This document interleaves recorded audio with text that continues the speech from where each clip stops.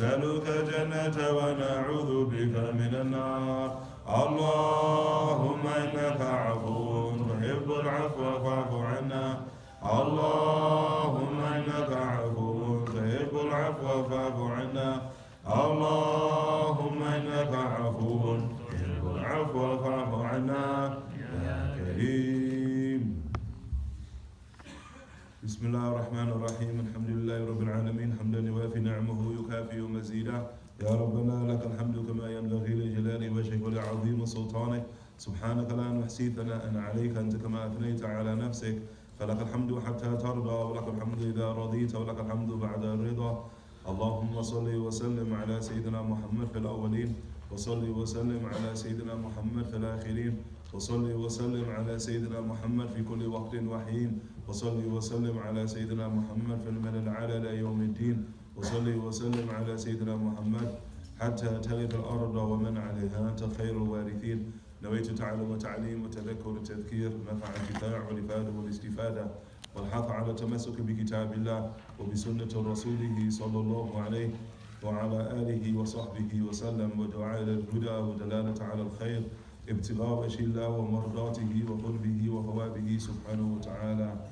قال الإمام محمد بن إسماعيل البخاري رحمه الله تعالى ونفعنا به وبكم في الدارين آمين. باب من الدين الفرار من الفتن.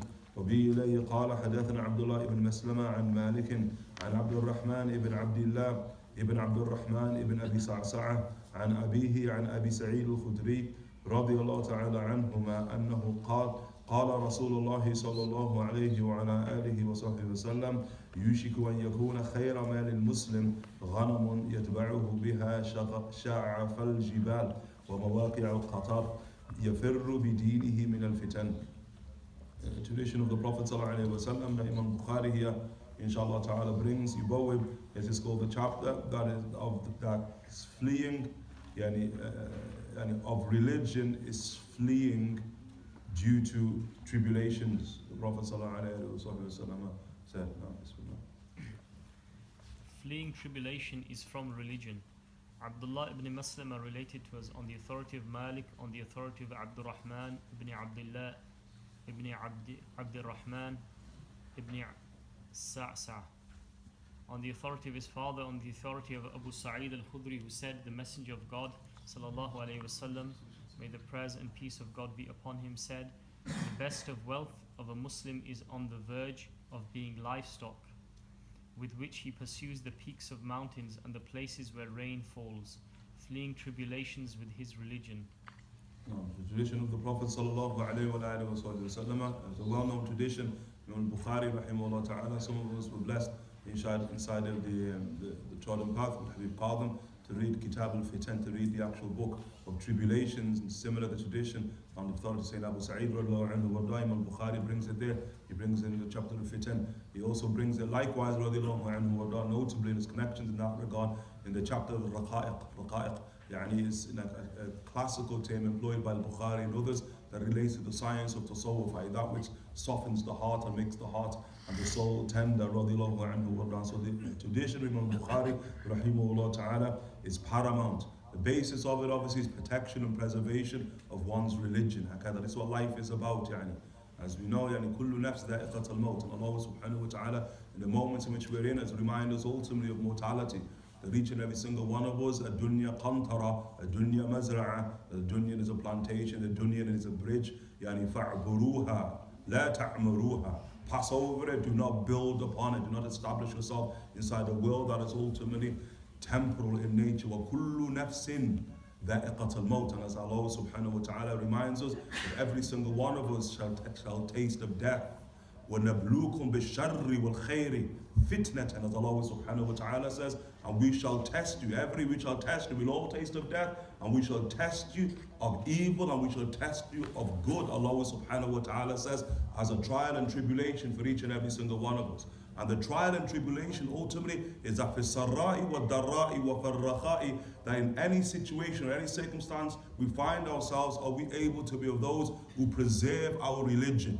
And if we find ourselves in danger of preservation of the religion, do we flee unto safety? As we heard inside the tradition aforementioned of the Rasul sallallahu alayhi wa sallam, al-muhajir Man hajara amman naha Allahu anhu.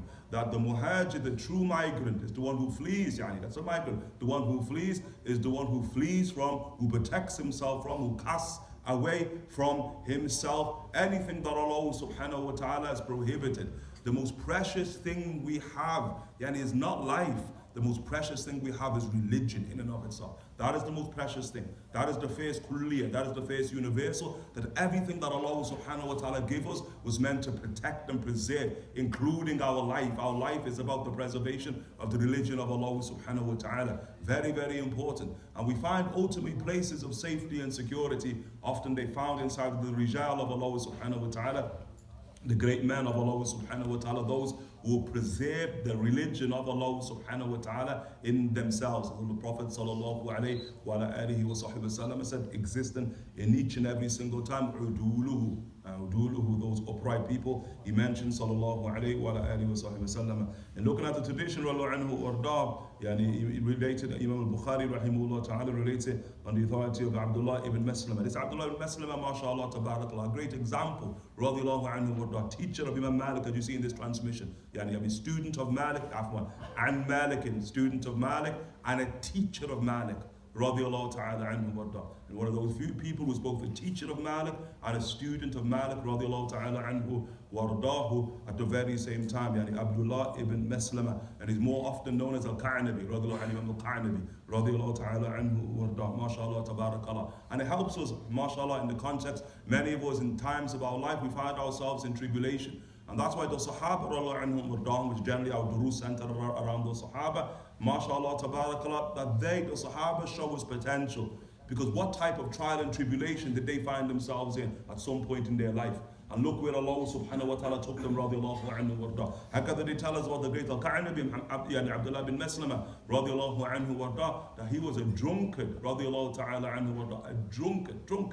And look, radiallahu anhu warda here, as in this transmission, as a student of Malik, rahimahullah ta'ala, that whenever he would enter into the presence of Malik, Malik would command everybody to stand in the presence of Al-Qa'nabi, radiallahu anhu warda. He said, khairul ahl al-ard, the best person upon the face of the earth, radiallahu anhu warda. But my man came from being a drunkard, radiallahu ta'ala anhu warda. Drunkard, intoxicant, ba'id, far from religion. La yusalli, wa la yuzakki, wa la yusum, wa la yuhujj. Not to our pillars of religion and articles of faith. Nasar Allah salam al afiyah. Pillars of religion in doubt, articles of what? Of religion, holding on by a bare thread, radiallahu anhu warda. But look, mashallah, tabaraka, how Allah subhanahu wa ta'ala yajtabi, yastafi subhanahu wa ta'ala, how Allah ta'ala chooses who He wants, subhanahu wa ta'ala, as preservers of His religion, radiallahu anhu warda. As the rate of Al-Qa'nabi, radiallahu ta'ala anhu warda, that he hears that of the rijal, the men of Allah subhanahu wa ta'ala, has came. And Al-Qa'nabi goes, and the people inside of the actual village are all lining up to see this great man of Allah subhanahu wa ta'ala, Yasuq al-Hadith, who's relating a hadith of the Prophet sallallahu alaihi wasallam. And Qa'nabi is drunk, he's drunk. And he goes to see the Shaykh, and people lining up to see the Shaykh, radiallahu ta'ala anhu warda. And so Qa'nabi lines up as a drunkard alongside other people who are pretty much sober, and the Shaykh, radiallahu anhu warda, he relates a tradition to each and every single one of them, until it comes to the turn of Imam Al-Qa'nabi, radiallahu anhu warda, and the Shaykh says, I don't relate hadith to the likes of you. And he says, why? He says, because you're drunk, I can smell the alcohol upon you, and you're drunk. And Qa'nabi said, well, fair is fair, that you related to everybody else, Fair is fair, I lined up just like the rest of them, relate to me. And the Shaykh said, I don't relate to you. Until you go away, you become sober, you clean yourself up, then you return back. And so Qa'nabi radiallahu anhu warda, if drink is not bad enough, if being drunk is not bad enough, he pulls out a knife, And he says to the Shaykh, either you, relate a hadith to me, and if he say joke, or khalas, you're going to get stabbed, I'm going to stab you, Either you give me a hadith, or I'll give you a knife, the choice is yours, he's telling the Shaykh in himself. And so the Shaykh, radiallahu anhu warda, said he lowers his head, then he raises his head, وَيَسُوقَ الْحَدِيث, which Imam Al Bukhari, rahimahullah ta'ala, relates, إِنَّ مِنْ كَلَامِ النُّبُوَّةِ الْأُولَىٰ إِذَا لَمْ تَسْتَحِي فَاصْنَعْ مَا شِئْتَ. Verily from what first prophecy, i.e. from the continuum of prophecy, إِذَا لَمْ تَسْتَحِي فَاصْنَعْ مَا شِئْتَ. If you have no haya, and as the Rasul sallallahu alayhi wa sallam, بِضْعُ سِطُّونَ شُعْبَةً, that faith is 60 odd branches, وَالْحَيَا شُعْبَةً. min shi'ab al-iman. And that faith is a branch of faith. The Prophet sallallahu alayhi wa ala alihi wa sahbihi wa sallam said, if you have no shame, then do as you wish. Al-Ka'nabi rahimahullah ta'ala, Rasul sallallahu alayhi wa sallam, shuf, subhanallah, sallallahu alayhi wa sallam, the Prophet reaches you wherever you may be. Even in a state of sakra, even in a state of intoxication, Rasulullah sallallahu alayhi wa sallam penetrates those veils. Hatta sallallahu alayhi wa sallam, he said, Rasulullah sallallahu alayhi wa sallam, that's what the Prophet sallallahu alayhi wa sallam said. He says, yeah. He said, are you sure he said that? He says, yes. He said, repeat it once again. The Shaykh repeats it. He said, I believe that hadith that the Prophet sallallahu alayhi wa sallam said was meant for me. And in that is a dars, that when you hear these ahadith of the Rasul sallallahu alayhi wa alihi wa sahbihi wa sallam in Salkaun, and you forget creation, the Rasul sallallahu alayhi wa sallam is speaking to you, You have to personalize everything that comes out of the mouth of the Rasul sallallahu alayhi wa alihi wa sahbihi wa sallam, and that is how Ahlullah sara Ahlullah. That is how the people of Allah subhanahu wa ta'ala become the people of Allah subhanahu wa ta'ala. They personalize and they have a very, very, very personal relationship with Rasulullah sallallahu alayhi wa alihi wa sahbihi wa sallam. Fatab. And so Imam Al-Ka'nabi tab, made tawbah to Allah subhanahu wa ta'ala, cleaned up his act. Hakada, radiallahu anhu. We don't even know of Imam Al-Ka'nabi, Allahu a'lam, maybe, but we don't even know Imam Al-Ka'nabi having nights of struggle, when he sees the sort of bottle of whiskey and he's fighting with himself, and what shall I drink, not drink, shall I drink or not drink? We don't even know of that. And so our assumption of Imam Al-Ka'nabi, mashallah, with the hadith of the Prophet sallallahu alayhi wa alihi wa sahbihi wa sallam, he is cleaned up, radiallahu ta'ala anhu warda. Imams, mashallah, tabarakallah. First thing, rahal al-ilm. Look, it was knowledge that transformed him, knowledge of the Rasul sallallahu alayhi wa alihi wa sahbihi wa sallam, and so thereby he travels in search of knowledge, radiallahu anhu warda. He travels in search of knowledge. MashaAllah, tabarakallah, and sits at the feet of the greats of his age, radiallahu anhu wa ta'ala. And from the barakat of Al-Ka'nabi, radiallahu anhu wa ta'ala, is Imam Bukhari himself. From the barakat of Imam Al-Ka'nabi is Imam Muslim. From the barakat, Imam Tirmidhi. From the barakat, Imam Abu Dawood. From the barakat, radiallahu ta'ala, an Imam Al-Nasa'i. Illa Ibn Majah. But from the barakat, radiallahu an, 5 of the great Imams of Hadith, radiallahu anhu, were not from the barakat of quote unquote a once drunkard, radiallahu anhu, warda. هكذا الرجال رضي الله عنهم وارضاهم. Like you hear with the great Umar ibn Khattab radiallahu anhu warda, that verily Umar ibn Khattab was beloved to Allah subhanahu wa ta'ala when he was prostrating to the idols at the Kaaba.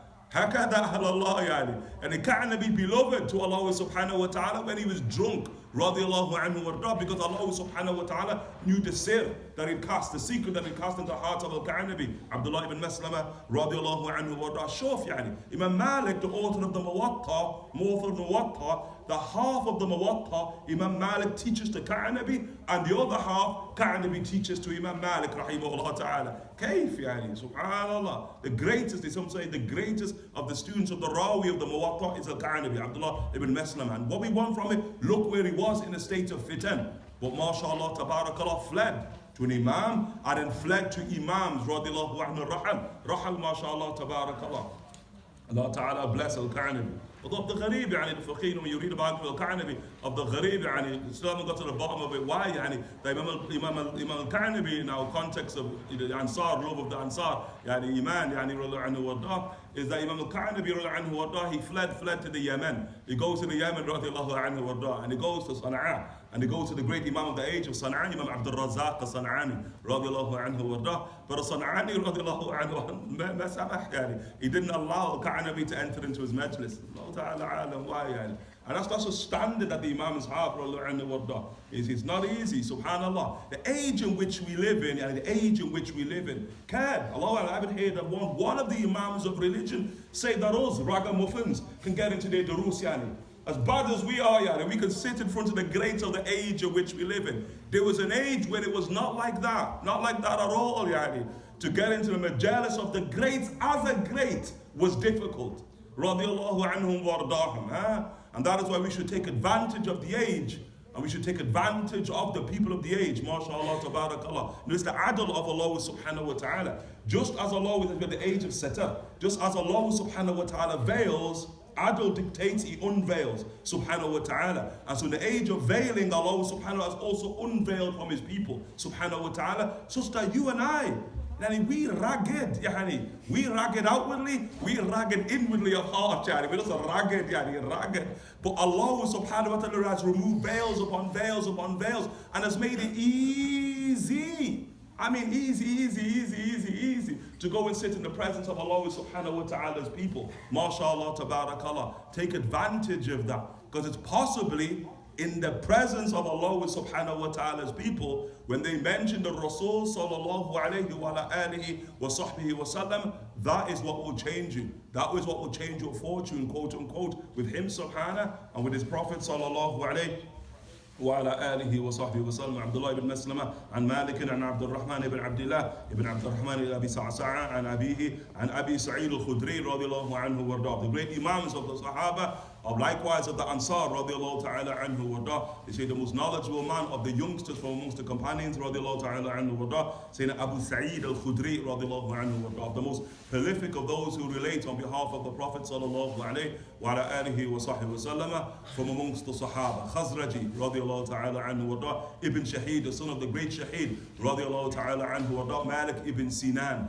radiallahu anhu wa his name Abu Sa'id al-Khudri is Sa'ad ibn Malik ibn Sinan radiallahu anhu wa and Malik ibn Sinan radiallahu anhu wa of those elite people, those elite 11 and the riwayas or 7 upon the riwayas that we refer to stood around the Prophet sallallahu alaihi wasallam Yawm Uhud and protected the Prophet sallallahu alaihi wasallam with their life radiallahu anhu warda, and will give their life protecting Rasulullah sallallahu alaihi wasallam, saying Malik ibn Sinan radiallahu ta'ala anhu warda. And he is the one blessed, mubashir, and he's blessed, and blessed and given the great fortune, the great glad tidings from the Prophet ﷺ that is from the people of Jannah radiallahu anhu. When the Prophet ﷺ is injured toward the end of the battle of Uhud, and the blood from the helmet of the Prophet ﷺ due to the male going into his blessed cheek ﷺ, and the blood yasil, and the blood is coming down his cheek. 7 of the companions radiallahu anhu are going to fight for the blood of the Prophet ﷺ. We have riwayas radiallahu anhu saying that Talha ibn Ubaidillah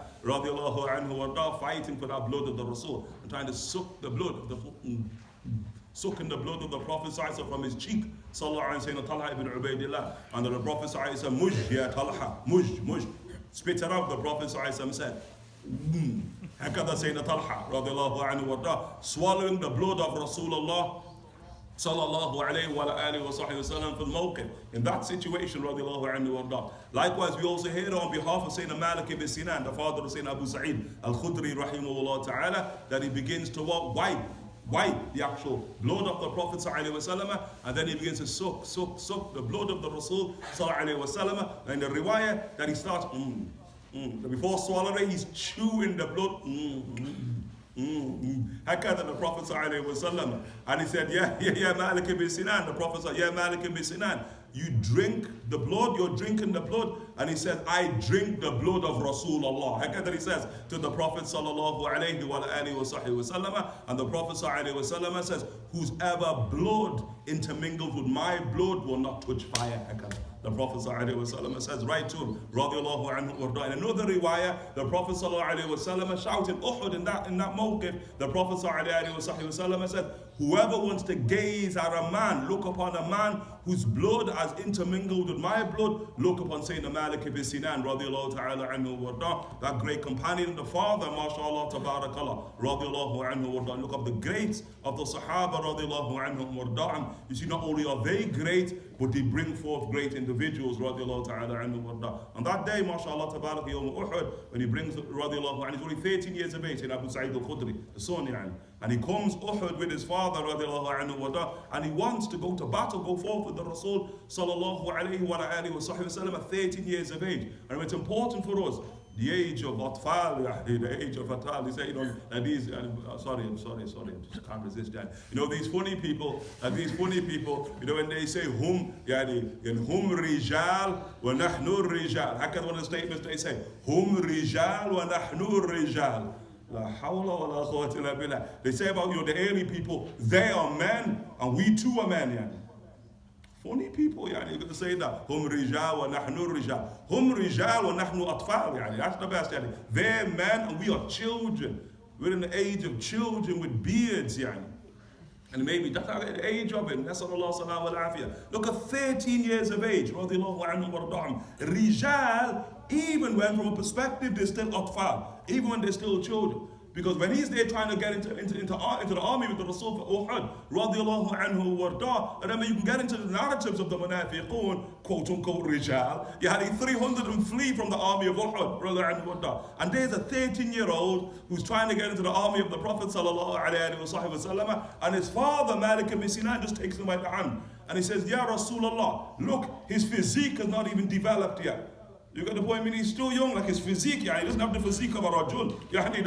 His father's saying, I mean, he's not ready for war, Ya Rasulullah. And then the Prophet, he says, saying Abu Sa'id al-Khudri, the Prophet lifts his eyes, looks at him, and says, Khalas, go back, go back, you ain't ready, you ain't ready for battle. That's going to be his last ahd with his father, that's going to be the last contract of life that he has with his father. And when the army returns, it returns without his father, radiallahu ta'ala anhu warda. But mashallah, tabarakallah, ahyan inda rabbihim yurzaqun, alive with their Lord being provided for by Allah subhanahu wa ta'ala. Sayyidina Malik ibn Sinan. But Sayyidina Abu Sa'id al-Khudri, mashallah, tabarakallah, because of the great imams of the Sahaba, radiallahu anhu warda, of the muftoon of the Sahaba, of those people who give fatwa after the age of the Prophet sallallahu alayhi wa alihi wa sahbihi wa sallam. Sayyidina Abu Sa'id al-Khudri, as we made mention of, very, very prolific in terms of his narrations of the hadith of the Rasul sallallahu alayhi wa alihi wa sahbihi wa sallam. And also important for us, which is about fleeing with one's religion, that you often find him, you will find the riwayas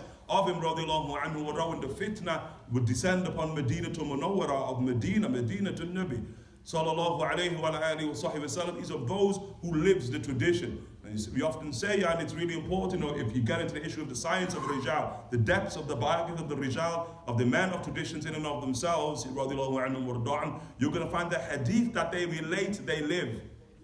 They don't know this thing about saying something and not doing it. They don't know that, It's just not from their day, not from their way. لِمَا تَقُولُونَ مَا لَا تَفْعَلُونَ كَبُرَ مَقْتًا عِنْدَ اللَّهِ أَن تَقُولُوا مَا لَا تَفْعَلُونَ. Allah Ta'ala said, why do you say that which you do not do? And so as a rawi of hadith, the first thing, khalas, whatever you relate, that you have to embrace, you have to embody. And that's what you'll find with the great Imam radiallahu anhu warda. Akkad in one of the worst, probably the worst day in Medina to Munawwar, it's called the Harra. In the Harra, when Banu Umayyah, and they come and they trash and they sack Medina to Munawwar. In the midst of that fitna, radiallahu anhu warda, Sayyidina Abu Sa'id al-Khudri rahimahullah ta'ala flees, radiallahu anhu warda, flees with his religion, radiallahu anhu warda, into the mountains, as the tradition is going to encourage upon each and every single one of us, radiallahu ta'ala anhu warda. And when he flees into the mountains, look, these people, not bad enough, that they're sacking Medina to Munawwara, nasarallah salam wa afiyah. Kayf, And he came. Sometimes it's strange, isn't it? It's strange how people who can claim religion can be primary reasons for the destruction of religion in and of itself, and the places and the artifacts and edifices of religion in and of itself. We ask Allah Ta'ala for safety and security. And how you stand Yawm al-Qiyamah. As we said, there are people who are going to stand, mashallah, tabarakallah, and the Prophet will testify for them from the ummah of the Prophet sallallahu alaihi wasallam. How are you going to stand Yawm al-Qiyamah? Are you one of those people who trash Medina, Medina, where in the Senate, like Malik rahimahullah ta'ala, would never, radiallahu anhu, walk upon that soil with shoes, with slippers or na'al, never. Out of respect for that land, radiallahu anhu, the teachers of Malik would roll inside of that earth. The earth upon which the feet of the Prophet ﷺ tread. And you're going to stand Yawm al-Qiyamah as people who trash Medina to Munawwar, trash the masjid of the Rasul ﷺ, kill Sahaba, kill Tabi'een, in and outside the masjid of the Prophet sallallahu alayhi wa alihi wa sahbihi wa sallam. Subhanallah. There are those in that day, Abu Sa'id al-Khudri radiallahu anhu, please. We know of the great Imam of the Tabi'een radiallahu anhu, saying the Sa'id ibn Musayyib, thabat in the masjid. Khalas, stays firm inside the masjid of the Rasul sallallahu alayhi wa alihi wa sahbihi wa sallam. I would die right here. Khalas, right in the masjid. Sa'id ibn Musayyib rahimahullah ta'ala, for 40 years in the masjid of the Prophet sallallahu alayhi wa sallam, I never saw the neck of any man. I never saw the back of any man. The Imam for 40 years, thabat inside the masjid of the Prophet sallallahu alaihi wasallam, right here, say the Sa'id ibn Musayyib. And men who are, the Banu Umayyah. Who is that man? Everyone's fleeing for dear life. And one man standing still. Marwan ibn Hakam Marwan ibn Hakam says, Utruku, Majnoon hada. Leave this one, he's mad, yani. This one's a madman, yani. A madman. And he just left Sa'id ibn Musayyib inside the masjid of the Rasul sallallahu alayhi wa sallam. 2 weeks. 2 weeks, say 15 days, locked inside the masjid of the Prophet sallallahu alayhi wa sallam. When he emerges, when the fitness somewhat subsides, he say, yeah, Sa'id, kayf salayta, yani. Sa'id, how did you pray? How did you pray? You locked inside the masjid. How are you going to tell the prayer times? He said the Prophet doesn't call adhan from his grave phone. Hakada the Rasul for his people. Yeah. The Prophet ﷺ, who never calls the adhan once in his life, ﷺ, calls the adhan for the great Imam of the Tabi'een, Sayyidina Sa'id ibn Musayyib, rahimahullah ta'ala. Abu Sa'id al-Khudri, rahimahullah ta'ala, fled to the mountains at that time, in the Harra. He fled, radiallahu ta'ala anhu. But people pursued him into the mountains to try to kill the great Imam, radiallahu anhu, when he's living inside of a cave. And in our religion, the basis of our religion, that the religion emerges from a cave, that great cave Hira. And so the Sahaba, they knew how to take to the mountains, they knew how to take to caves, because the Prophet ﷺ taught them well in that regard, radiallahu ta'ala anhu wa ardah. But mashallah, tabarakallah, even Mujrimun, he said a man enters into the cave and says Abu Sa'id al-Khudri, and then they see him, and then they leave. And then they go to a man described as a Shami. Shami means he's from the Levant, which obviously the seat of Banu Umayyah is in Damascus inside of the Levant. And so they go to this Shami, this man from the Levant, and they tell him that there's a man there you can kill, you can go and kill inside of that mountain. And so the man ascends the mountain to the cave, and then he sees Sayyidina Abu Sa'id al-Khudri, the figure inside of the cave. He says, come out the cave. And Abu Sa'id al-Khudri, he's I ain't coming out of no cave. And you better come inside of the cave. But I tell you that you come inside of this cave, I'll kill you one time. I get the point that he has his sword around his neck. You come inside of this cave, I'm going to kill you one time. And so the man there steps inside of the cave, yani. He steps inside of the cave and says Abu Sa'id al-Khudri. So Abu Sa'id al-Khudri takes his sword, radiallahu anhu warda, which is tarbiyah of the Ansar in particular. The Prophet taught the Ansar this. The Prophet, he takes his sword, and he throws his sword down. And he says, my sin and your sin, you can take it to hellfire. You get the point? And what he's saying, this is Muslim about Muslim here.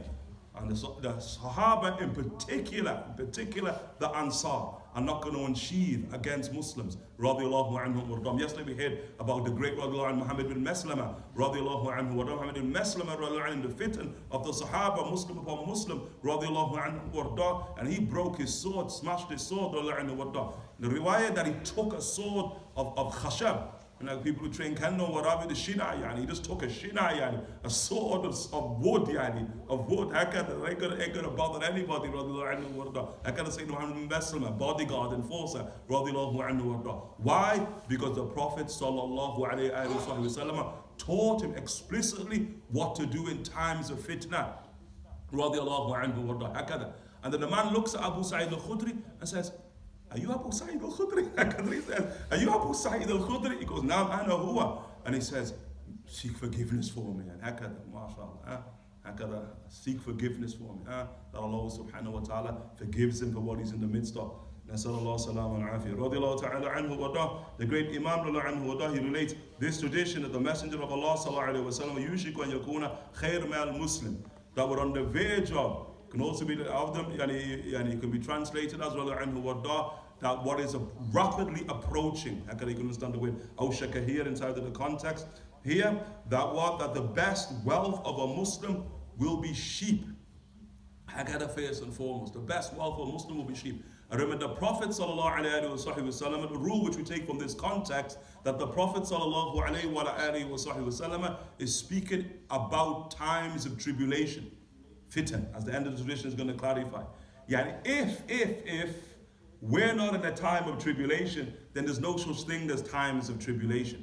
This is very, very important. I mean, the personalization of the tradition in and of itself. Otherwise, let's just pass over the hadith. The hadith got nothing to do with you and I. Okay? But the Rasul sallallahu alaihi wasallam, if he's speaking to anybody, then he is speaking to us. Sallallahu alayhi wa alihi wa sahbihi wa sallam. And the Prophet ﷺ is saying that the best wealth of a Muslim, a person, yastaslim lillah wa yu'min billah, surrenders, submits to Allah, and has faith in Allah subhanahu wa ta'ala, is pounds, is gold. He says sheep. sallallahu alayhi wa alihi wa sahbihi wa sallam. And the Prophet sallallahu alayhi wa alihi wa sahbihi wa sallam, the shepherd, the shepherd sallallahu alayhi wa sahbihi wa sallam. And from a line of shepherds sallallahu alayhi wa alihi wa sahbihi wa sallam, in the brotherhood of prophecy sallallahu alayhi wa alihi wa sahbihi wa sallam, he's telling us in the time of fitnah, where the best investment that a human being can place, inside of sheep, sallallahu alayhi wa alihi wa sahbihi wa sallam. Once again, that it's about religion and preservation of religion, and quote unquote keeping good company of sheep. MashaAllah, tabarakallah, it assists you and nurtures you and raises you inside those lofty realities of religion. Like the Prophet ﷺ, as he said, when the people of what? The people of sheep, the shepherds, when they came to the Prophet ﷺ with the people of camels, and the people of camels there, they were arguing about who has the best profession. And nowadays, doctors and dentists, who has the best profession? Those days, MashaAllah, tabarakallah, camel herders and shepherds. And then the Prophet ﷺ, he said the lot of the camel herder is arrogance and pride. I mean, you're taking something, amar ala deen khalilihi. In Bukhari, that a person is upon the religion of their intimate company, even if that be animals. And human beings, in the issue of humanity, we lose something when we lose the companionship of animals. We lose something there. It's mashallah, tabarakallah. Okay, mashallah. Looking at the window just before, and we saw like a lot of foxes, little tiny little foxes. I don't know how you call it in English. Little foxes, foxes. They were all like jumping around, playing, they in the bush, all of that. Beautiful sight, isn't it? Now when you connect to the world in and of itself, the world that Allah subhanahu wa ta'ala created, not when you disconnect from it. And part of the meaning of this is a reconnection to the creation that Allah subhanahu wa ta'ala created, the tradition in and of itself. Because that is deen, and that's what nature's deen. Veils are created by man. Like Allah subhanahu wa ta'ala, like we read in Hizbul Bahr, and we place in front of them a sad. Or like in the Qari of Nafi', in the Qira'ah of Nafi', sud, sad, sud. Of the meanings of that term, the sud, this barrier, of the meanings of it are man-made barriers. How can the Imams of Tafsir say? Man-made barriers that we impose around ourselves that separate us from Allah subhanahu wa ta'ala and His creation. Makhluqatillah subhanahu wa ta'ala. Hada khalqullah. As Allah subhanahu wa ta'ala says, this is the creation of Allah subhanahu wa ta'ala, as He says inside of Luqman subhanahu. And so here, radiallahu anhu warda, the best of all wealth, sheep. And the Prophet ﷺ says, as for those who hate sheep, the Rasul ﷺ said, lahum sakina wal waqar. They have two of the greatest pillars of religion in terms of attributes. They have sakina, inward tranquility, and waqar, outward composure. The Prophet ﷺ, two of the most important attributes of the deen of Allah subhanahu wa ta'ala, that the Prophet ﷺ said, and he came with sheep. Shuf. And he was like, where are we in relation to sheep? Subhanallah. And the ulama radiallahu anhum, like in hadith in Bukhari, you can speak about sheep. And in Bukhari radiallahu anhum, that sheep are the symbolism of man. That in the world of Mithal, men are represented by sheep. Human beings are represented by sheep. And the point being is that human beings have to always have relationships with them. And the Prophet ﷺ is speaking about a very, very intimate relationship with sheep in this regard. Not just money in an abstract sense, because what are you going to go and take to the mountains? You're going to take all of your pounds, innit? Or never mind you're going to take pounds, you're just going to take numbers. You don't even have pounds. There's a day when people had pounds. How much you got? Cash money. Man started bringing that money out of his pocket. Now man brings out a piece of plastic, That's what he brings out, a piece of plastic. All his money's on a piece of plastic. A man's fooled you that when you put it inside of this funky machine that you never created, that then these digits come up and they're fooling you that somehow you've got that amount of digits. And man playing people in the age in which we live in, the banksters here, playing with man, playing with man. That there, I know it just all seems sort of normal for us, but it makes no sense, That makes no sense. No sense whatsoever. That what we term money, what we incline towards, that is defined by others, in reality is this illusion, of an illusion. In a moment you will have zero, And you're going to start sort of, protesting outside the parliament or whatever, that the banksters robbed you, as if they never told you that they were going to rob you. We ask Allah Ta'ala for safety and security. But it's going to be difficult for a bankster to come rob your sheep, innit? Like a bankster come there to your yard, come there to your farm and try to rob your sheep. That's going to be difficult. And that sheep give you meat, that sheep give you clothing, that sheep give you drink, that sheep give you intimacy, mashallah, tabarakallah, rare and attributes inside of your heart. Tell me what cash money's ever given you, yani. And try and eat your bank card. Try and drink your bank card. Go on, try and wear it, yani. Not much in it. Can't do much for you, yani. It's all an illusion. But the Prophet ﷺ, khair, the best wealth of the Muslim, sheep, sallallahu alayhi wa alihi wa sallam, with the realities it gives you. There's a beautiful tradition, you always ponder that beautiful tradition inside of Al Bukhari of the Prophet ﷺ here demonstrating 3 types of people as it relates to wealth. And it relates to their relationship to Allah Ta'ala and the ni'am, the blessings that Allah Ta'ala bestows. And so the Prophet ﷺ speaks about the angel, this angel who goes unto a man, Abras. He goes unto a man who Allah Subhanahu wa Ta'ala has tested, Nablu Bishar. Allah Ta'ala has Nablukum Bishar. Allah Ta'ala tested him with Shar. And from his perspective, which is Baras, leprosy. And so the angel comes unto him and says, what is it that you desire from Allah Subhanahu wa Ta'ala? What is it you desire from Allah Subhanahu wa Ta'ala? And so he says, I desire good skin. I want beautiful skin, he said, beautiful skin. And get rid of this leprosy. He said, because people, and they revile me. And the people revile me, they belittle me. He says, okay, tell you what's your business with people? Isn't that riyah? And that tushrik bihi shay'ah. Isn't that riyah? Okay, that you're concerned about yourself in the estimation of man, not in the estimation of the Lord of man. Or because people revile me. He says. And so thereby the angel says, وَمِنَ الْمَالِ, what type of money, wealth do you want from Allah subhanahu wa ta'ala? He says, camels. He wants camels, my man wants camels. And so the angel thereby turns towards Allah Ta'ala, skin transmuted, mashallah, tabarakallah, look into the valley, camels, lots of them, lots of camels, mashallah, tabarakallah, he's good. The angel walks. And then the Prophet says to the angel thereby, he goes into another man, this man, bald, doesn't have hair. What do you desire of Allah subhanahu wa ta'ala? My man says, hair, yani. My man wants hair. People making fun of me, yani. People making fun of me. Often, again, how he is in the estimation of people. I want hair, yani. Lots of it, yani. And then he's women and mal. What type of money do you want? He said, cows. And it would tabatum adnab al-baqar. That's the Prophet's end of time scenario where you follow the tails of cows. So he wants cows. Shuf. You just imagine if all of the hair is growing upon his head, yani. My man, mashallah, with his hair. Now look into the valley, yani, he sees cows, lots of them. Angel Meshayar, angel walks. Goes on to now a blind man, mashallah.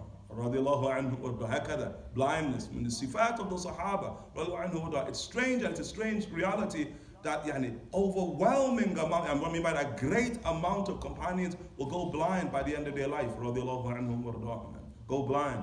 Subhanallah. But that is a sifa manduh, that is a great and beautiful attribute that we find in great and beautiful people, blindness. Okay, the Prophet ﷺ, there used to be blind people in Medina to Munawwara, and the Prophet ﷺ used to say, Ta'al, come, Nazur al-Basir, let's go and visit the one who sees. He used to call the people who are blind the one who see, truly see. Because Allah doesn't take, subhanallah, mani', save that He gives al-mu'ti, subhanahu wa ta'ala. And so they go to the blind man, the angel, what is it you want? He says, sight, sight, kay ubsir nas. Different now. Sight, so I can see people. He wants to see God's creation. It's not about the estimation of how they see Him. He wants to see the creation of Allah subhanahu wa ta'ala. That's a big difference. وَمِنَ الْمَالِ, what type of mal do you want? Wealth you want? Sheep. Sheep, he said. I want sheep.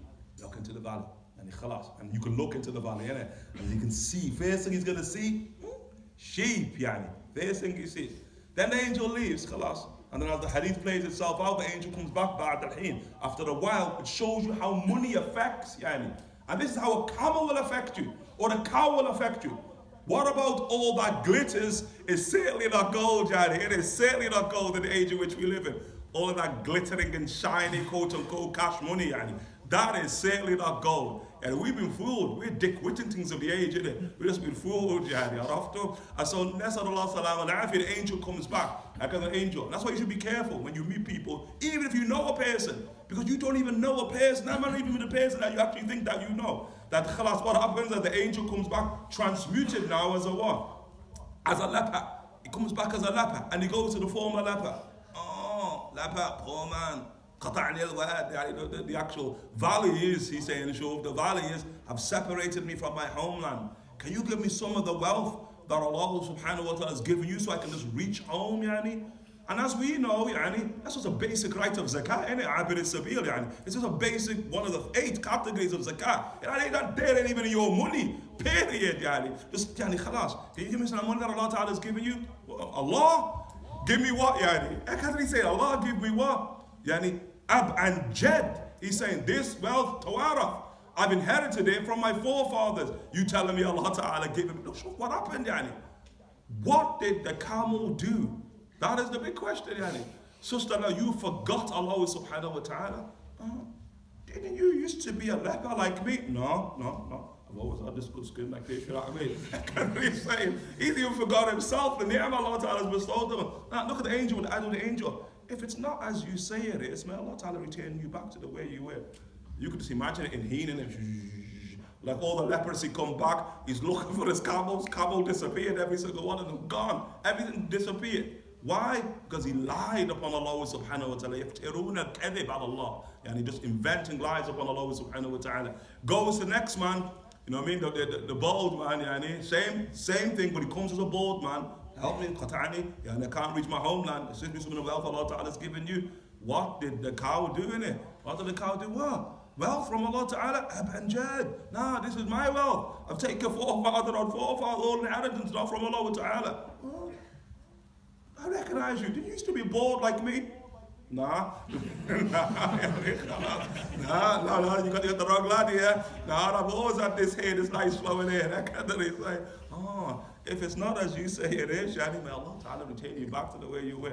And you can imagine my man, especially if he was, he probably happened to a fitnah right in front of a mirror, innit? He's probably right in front of a mirror, combing his hair, and it just all falls out one time. My man runs out of the house for help and he sees likewise his cows have gone, moo moo, yani. They both ran, yani. No cows. Back to situation number 1. But a worse situation, because although you're back to situation number 1, you add to it the weight of kufran billah, kufran bi ni'amillah.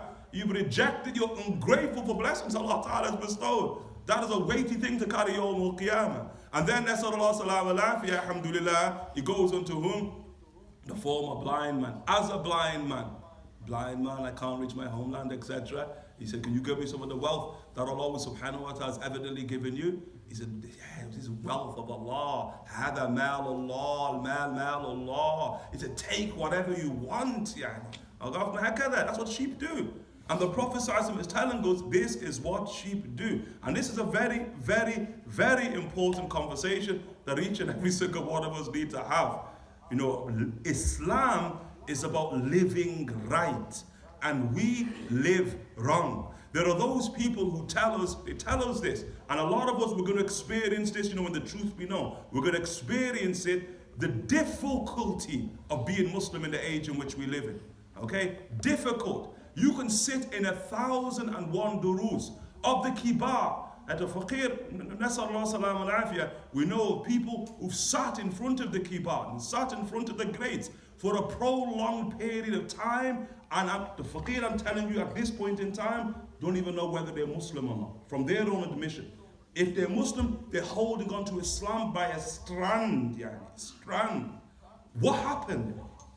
You're in front of greats, like Ka'nabi was in front of greats, mashallah, tabarakallah. They're giving you words from the great, sallallahu alayhi wa alihi wa sahbihi wa sallama. But as the Prophet sallallahu alayhi wa sallam said about those funny people, the Prophet sallallahu alayhi wa sallam said, la yujawiz hanajirahum. It doesn't go past your jugular, it doesn't penetrate into your heart, doesn't impact your heart, doesn't transform you as an individual. Tayyib, the human being, mashallah, tabarakallah, was created to be transformed. قابل للتغير يعني we have a propensity to change and we can change. So why are we not changing? Of the things that you have to look at is your environment, and inside of that environment, the company that you keep. And the company that you keep is not just human beings, not just human beings. You got to look beyond that. The best of company is the company that Allah chose for Rasulullah sallallahu alayhi wa alihi wa sallam. And you're going to see a period in the life of the Prophet sallallahu alayhi wa sallam that his company is merely sheep. Sallallahu alayhi wa alihi wa sallam. It's of the best company a person can have. You can look in the Quran, look at the narrative of Ashab al-Kahf there. The narrative of Ashab al-Kahf, of the narratives, 7 of them, the 7th of the companions of the cave is a shepherd who kept the companionship of sheep. That's what made him special, He hangs out with sheep, khalas, out there in the outback. MashaAllah, tabarakallah. The 8th of the companions of the cave is a dog. And that dog kept the companionship of sheep and a shepherd, That was his company. And that dog, Raqim, fil Jannah, is in Jannah.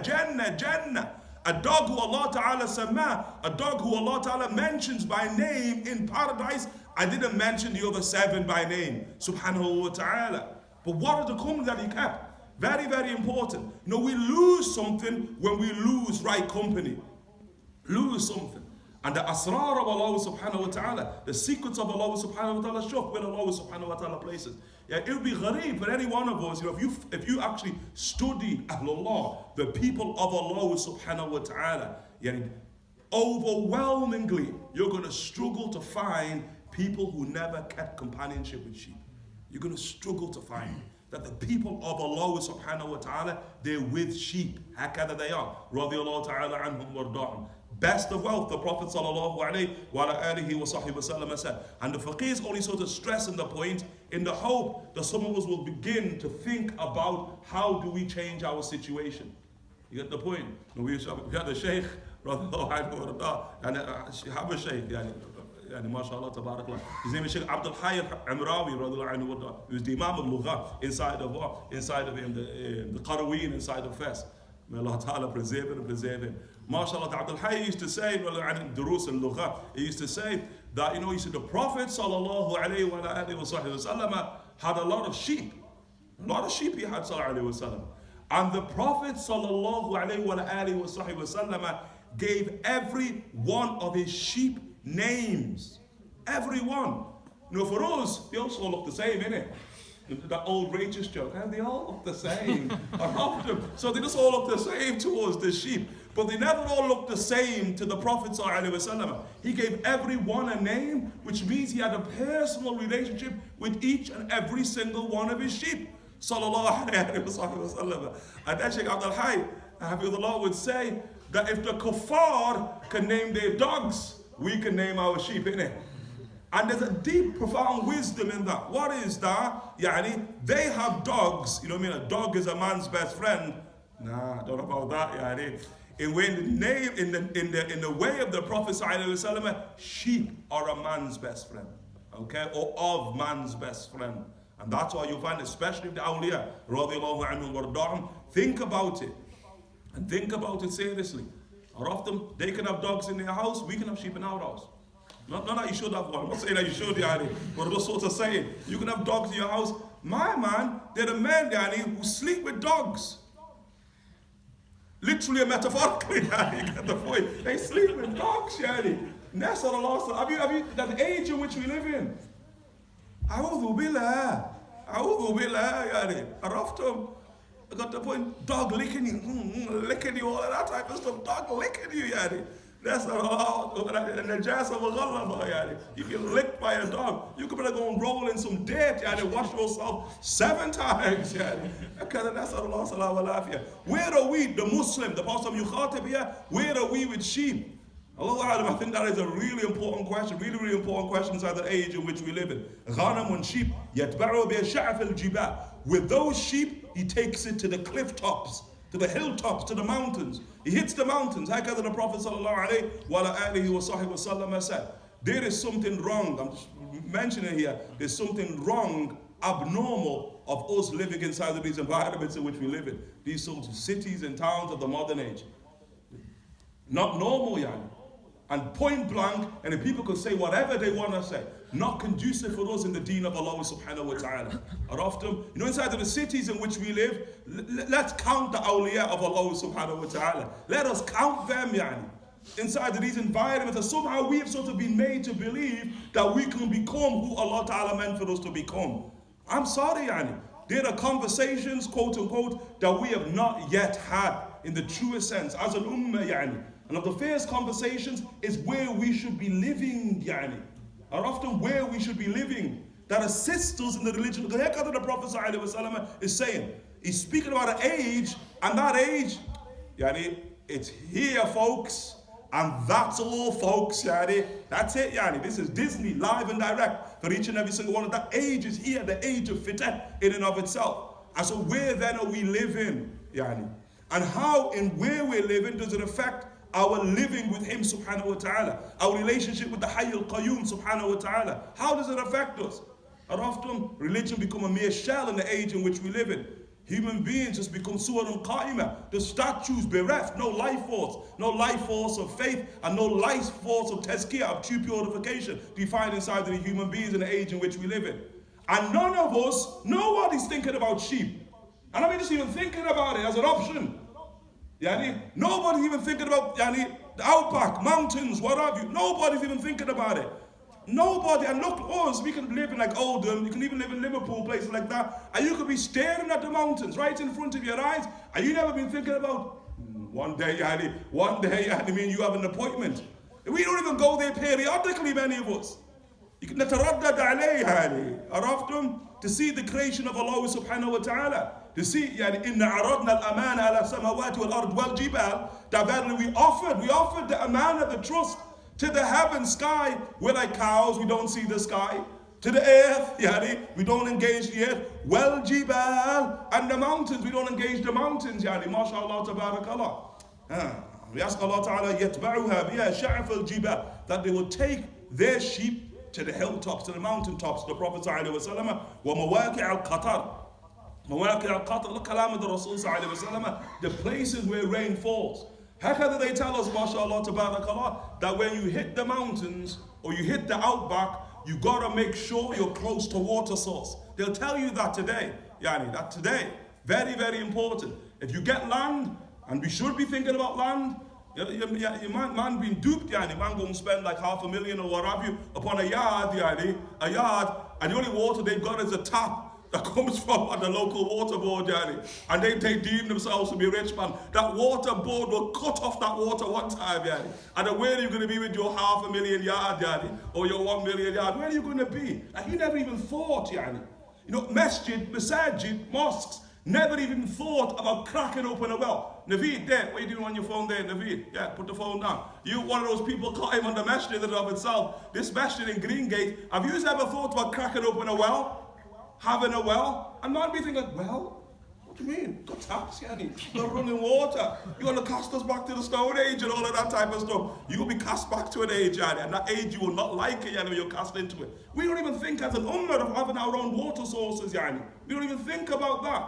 Don't even think about it. And somebody may even move out, and when they move out, yani, to a nice sort of country mansion, still, they don't really connect to the water that Allah Ta'ala has deposited beneath that earth in and of itself. How crazy would that be, yani, when the age comes, as the Prophet ﷺ, the age will come where every war is over water. Every single war will be over water. We're still in the conversation of oil. The world has shifted to a very, very, very different conversation geopolitically, yani. Water, yani. These people are buying it all up. They're buying up all of the farms that have water beneath them. And here's us with our, with our automatic taps even. Put my hand underneath it and the water just flows, yani. It just flows. Nasarallah, salam, alafiyah.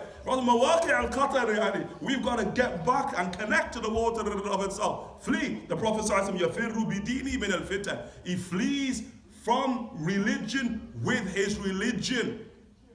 Flees from tribulation with his religion. The Prophet ﷺ said, we have to flee. How can the Sahaba show us, radiallahu anhu warda? Look at the greatest of the companions of the Prophet Sayyidina Salam ibn Akwa, Salam ibn Amr ibn Akwa, Imam Bukhari rahimahullah ta'ala brings us qissa inside the Bab al-Fitan, Hakada Salam ibn Akwa, who the Prophet called the greatest man on foot. Greatest man on foot. This man, Salam ibn Akwa, he can outrun a horse. Outrun a horse. Salam ibn Akwa, Hussein Bolt, whatever. We got Salam ibn Amr ibn Akwa, radiallahu ta'ala anhu warda. The Salam ibn Akwa, fled with his religion in Bukhari, rahimahullah ta'ala, fled. That the Hajjaj ibn Yusuf took him to account. Khalas, kafarta ya Salam. That you there, you have left the religion, you've apostated. Hajjaj ibn Yusuf is saying. He said, Kayf, how? He said, because you've left Medina to Manawar. This is a son of Medina. And he leaves Medina. Why? Fitnah. The killing of Sayyidina Uthman ibn Affan, that treacherous murder of Sayyidina Uthman ibn Affan, which the bab of fitnah was open and will never close up until Yawm al-Qiyamah, based upon the killing of Sayyidina Uthman ibn Affan, radiallahu ta'ala anhu warda. Hakada, fled. He said, nah, I ain't apostated, but the Prophet ﷺ commanded me with this. Commanded him. He used to live in a place called Rabada, radiallahu anhu warda, beyond Medina to Munawwara. When just hit the Bedu, he just hit the hills, radiallahu anhu warda. I don't know how, but he found a woman there. That's what I said. He found a woman, radiallahu anhu warda, married there, married with children, the whole nine. He said to Salam ibn Akwa, radiallahu ta'ala anhu warda. Hakada. Because the Prophet commanded him in age of fitnah, flee with your religion. Hakada, the great Ansari, radiallahu anhu warda. No, mashallah, tabarakallah. He said ibn Akwa reminds us, mashallah, tabarakallah, he said one day, I'm with somebody called Ribah. His name is Ribah, radiallahu anhu warda. And we're out there with the Bahar, with the mounts, camels, horses, etc. of the Prophet sallallahu. In the midst of the night, they guard the horses and that of the Prophet sallallahu. And these Ghatafanis, Najdis, and the narrative is ajib that Najdis, they come into Medina to Munawwara, they come into Medina to Abdurrahman ibn Uyayna, they come into Medina to Munawwara, and they're robbing the animals of the Prophet ﷺ, robbing them. Can man come into Medina to Munawwara to rob the Rasul? La tusriqu, do not steal. Are you going to steal from the Prophet ﷺ? How are you going to stand Yawm al-Qiyamah with that? And so they're robbing all the beasts of the Rasul sallallahu alayhi wa alihi wa sallam. And so Salam ibn Akwa had he says to Ribah, he says, go. He said, I have the horse of Talha ibn Ubaidillah. He has the horse of Sayyidina Talha. He said, take the horse, take Talha's horse, get it to Talha, and go and tell the Prophet sallallahu alayhi wa sallam what's taken place. Sends he's a mawla and a free state. So you go back to Medina to Munawwar, class, leave this one to me. And so they're robbing all the horses of the Rasul and his camels, and so he starts to pursue them, pitch black, starts to pursue them, radiallahu anhu. He said, I'm in the trees. He said, those days, Medina, outskirts of Medina, forests, jungles, you call them the jungles of Arabia. He said, I'm inside the trees. And so what he says, what do you do, radiallahu anhu? He has his bow, and arrow. He just starts shooting at them, He shoots at them, they're just feeling arrows from the midst of the dark. And she said, they'll just turn around like, who's that? Where's that arrow coming from? And so then they'll send a man up into the mountains, saying the Salama says he hides inside of the roots of trees. He's like, he's going ninja now, saying the Salama, and when this man's image comes, slays the man, kills one man, then starts shooting next. He's pursuing them from Medina all the way into the Najd. He says, we hit, like Thaniyat al-Wada, we hit Thaniyat al-Wada, the top of Thaniyat al-Wada. He's taken them out one by one, radiallahu anhu warda. Then he says, at that point in time, they realize they're not going to survive. It's one man against an entire quote-unquote army of people. So he said, they start throwing spears at him. And so radiallahu anhu, they can't see him, they just like spears at him. And so radiallahu anhu warda, he said, I start taking the spears, look at his intelligence, and I start planting the spears. You get the point? What is he doing? He's leaving a trail for the Prophet ﷺ.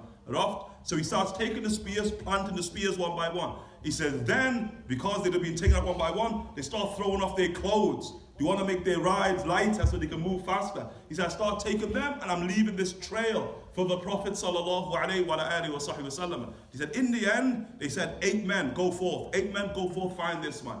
It's the 8 men that came forth, that killed every last one of them. Every last one of them, he slaves, radiallahu anhu wa Sayyidina Salama. And then he sees reinforcements arrive, reinforcements in the form of Sayyidina Abu Qatada, so reinforcements in the form of whom? Of Sayyidina Miqdad ibn Aswad and Sayyidina Akhram. He said, I took the horse of Akhram, and Akhram says, get out my way, khalas. Don't get in the way. Heck to the people of Medina. Don't get in the way of me and Shahada Salama. Don't get in the way. And so he goes forth and he goes against one of the Najdis there. They go to battle and he's killed. Araftum, and then the person takes the horse of Sayyidina Akhram. And then Abu Qatada thereby descends. Abu Qatada, the Prophet ﷺ called him the greatest man on horseback. Abu Qatada, the greatest man on foot. Salam ibn Akwa, he says sallallahu alayhi wa sallam. And so Abu Qatada goes forth and just slays the man.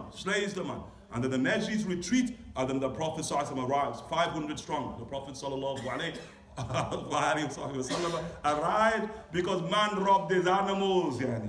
They robbed the animals of the Rasul sallallahu alayhi wa sallam. Dhil Qirat becomes the war of Dhil Qirat sallallahu alayhi wa sallam when he engages what? The forces of Ghatafan sallallahu alayhi wa alihi wa sahbihi wa sallam. He said after the battle when they were leaving back with the Prophet sallallahu alayhi wa alihi wa sahbihi wa sallam, the Prophet put me at Salam and Akwa, who's man on foot, the Prophet put him on the back of his beast. And he rode back to Medina, those blessed people who rode upon the same beast as the Prophet ﷺ at the very same time. And he said, I've done that lots. He said, lots. Yeah, I've done the beast that was so size of lots. He says, MashaAllah, Tabarak, the Salam, he said, the Prophet ﷺ, and he's Mesahani, he's wiped me lots. Look at their both. Prophet touched me lots of times, And he said, and the Prophet ﷺ, istighfar, Prophet, a lot of times. Prophet ﷺ sought forgiveness for me, sallallahu alayhi wa sallam. Look at the thing that they boasted about. One of the Tabi'een said, we went to rob that when he's in Khalwa. How he's in his Uzla, Sayyidina Salama. So we went to rob that, we met Sayyidina Salama. Salam ibn Akwa. And Sayyidina Salam ibn Akwa, he brought out his hand. He said his hand was like the actual, the hoof of a camel. This huge, rough hand. It looked like a hoof of a camel. And he said, see with his hand, Sayyidina Salam says, this hand, bay'a'na Rasulullah sallallahu alayhi wa sallam ala al-maut. That we took bay'ah with the Prophet over death. He's of the Ahlul Bay'at al-Ridwan. We took bay'ah with the Prophet over death. They took that hand that was like the hoof of a camel and they said, Qabbalna. He kissed the hand of Salam ibn Akwa, a hand that has touched the Prophet sallallahu alayhi wa sallam's hand. And Al-Qaraib, the Sahaba, said the Salama said, Bay'at al-Ridwan, he's an Imam Uzla, but it's also stressing him, so we get our biographies. He's Imam Uzla. Said the Salama said, Bay'at al-Ridwan, when we heard the question, we heard the herald screaming out, Bay'ah ma'a Rasulillah. They're screaming out Bay'ah with the Messenger of God. So he said, I went and I was of the first to take Bay'ah with the Prophet sallallahu alayhi wa sallam, hand in hand.